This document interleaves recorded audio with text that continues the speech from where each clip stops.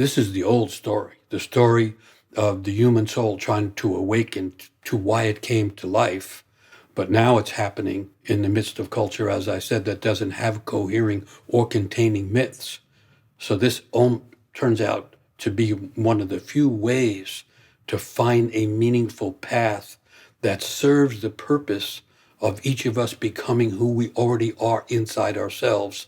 And in case you haven't gotten the message, I'll say it now. Each soul is unique. The old way that people used to say it is nature only makes originals. Each tree is unique. Each bird singing its song when the dawn comes sings it uniquely. And each human being is unique. And awakening to that uniqueness is hearing the call of the muse. And what's being called out of us is this unique pattern that is written inside each of our souls. That's the unfolding story.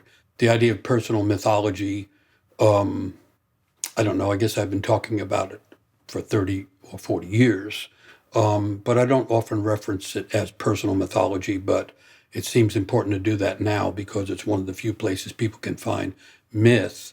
And if you go back to Carl Jung, famous psychologist, who brought ideas like that, kind of back into the Western world. I say back into because these are old ideas that existed with all of our ancestors at different times.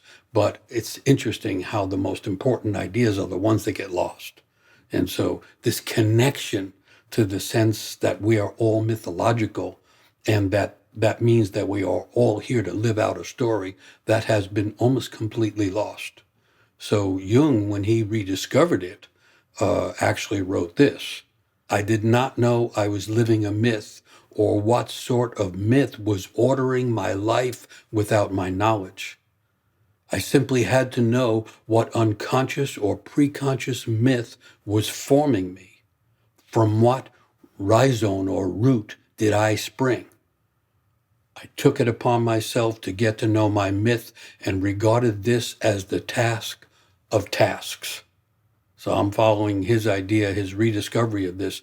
This, in a sense, is the task of tasks. If we don't do this, most of what we have done won't make sense. If we do this, even the things that don't look like they make sense can turn out to be deeply informative. There's another aspect of this, just staying with the psychological side of things, where Kierkegaard, for instance, said, the most common form of despair is not being who you are.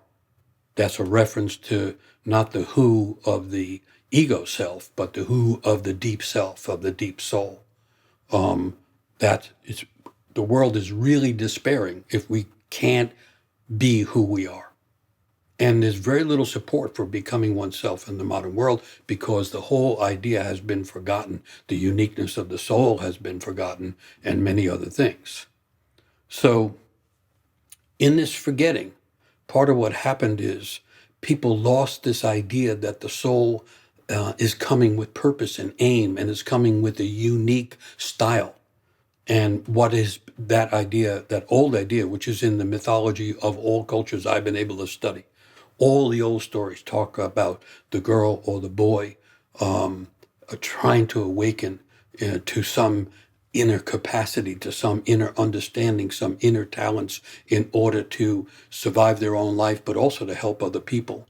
And the opposite kind of philosophy says that the soul is empty, that each person comes in blank, and that we become what the world writes on us. Tabula rasa is the Latin term for that. That's the more common understanding now. People have forgotten the uniqueness of the soul and the fact that everyone comes in aimed at purpose, but also at destiny.